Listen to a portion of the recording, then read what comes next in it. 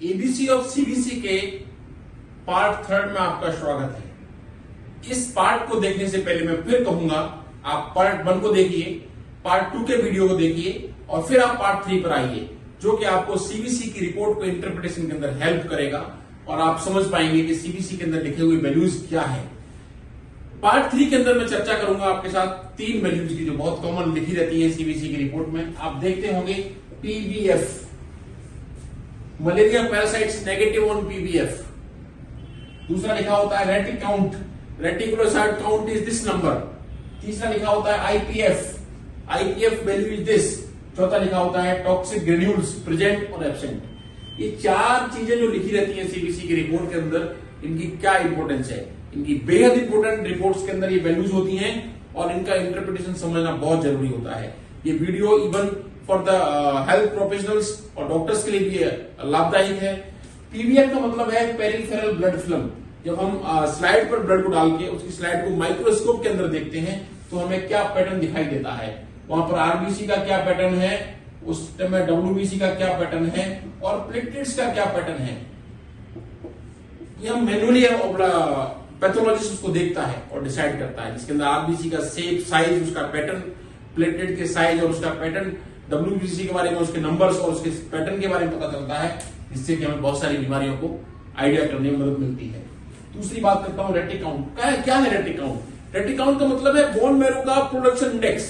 किस तरह से हमारी हड्डियां जो ब्लड को बनाती हैं, बोन मैरो के अंदर जहां ब्लड फॉर्मेशन होता है, बोन मैरो जो कि ब्लड फॉर्मेशन की फैक्ट्री है, वहां पर उसका रेस्पॉन्स किस तरह का है, बोन मैरो के अंदर प्रॉपर काम कर रहा है कि नहीं काम कर रहा है, मशीनरी, बोन मैरो की जो मशीनरी है वो सही है नहीं है, उसको कच्चा माल मिल रहा है कि नहीं मिल रहा है, वो सब इस पर डिपेंड करता है। रेटिकुलोसाइट काउंट का कम होना भी अपने आप में एक स्वास्थ्य समस्या है और रेटिक काउंट का नॉर्मल से अधिक होना भी अपने आप में स्वास्थ्य समस्या है।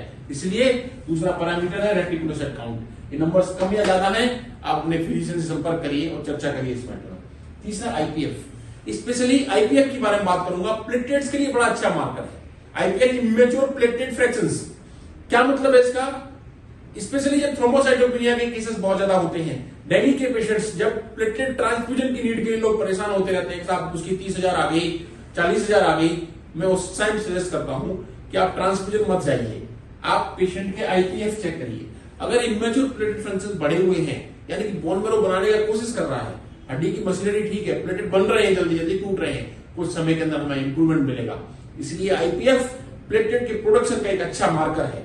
साइज ऑफ प्लेटलेट्स भी एक बीमारियों को सजेस्ट करती है, तो प्लेटलेट किस तरह के हैं वो हमें पीबीएफ में मिलता है, इससे बीमारियों का आइडिया मिलता है। चौथा टॉक्सिक ग्रेन्यूल्स। टॉक्सिक ग्रेन्यूल्स का क्या मतलब होता है? जब डब्ल्यूबीसी व्हाइट ब्लड सेल्स बढ़ती हैं, व्हाइट ब्लड सेल्स बढ़ने के समय पर जल्दी जल्दी नए सेल्स बनते हैं, बहुत नंबर्स बढ़ते हैं इन्फेक्शन के अंदर, तो जो ग्रेन्यूल्स बन जाते हैं छोटे छोटे सेल्स, उनको टॉक्सिक ग्रेन्यूल्स बोलते हैं, जो कि डब्ल्यूबीसी बढ़ने का एक मार्कर है। तो इनका प्रेजेंस और एब्सेंस भी बीमारियों को बताता है। अगर ये अपने नॉर्मल रेंज में नहीं है, ये प्रेजेंट है, तो स्वास्थ्य समस्या है, अपने फिजिशियन से संपर्क करिए। इस तरह से पार्ट 3 के अंदर मैंने आपको समझाने की कोशिश करी, जो कि रेटिक काउंट, पीबीएफ, आईपीएफ और टॉक्सिक ग्रेन्यूल्स अगर प्रेजेंट और एब्सेंट है, इनके पैरामीटर्स कम या ज्यादा है, तो किसी न किसी स्वास्थ्य समस्या को इंडिकेट करते हैं और हमें अपने चिकित्सक से मिलना चाहिए। धन्यवाद। मैं आपके साथ doctor Ramkesh Parmar, consultant internal medicine, Jaipur, Rajasthan. नमस्ते।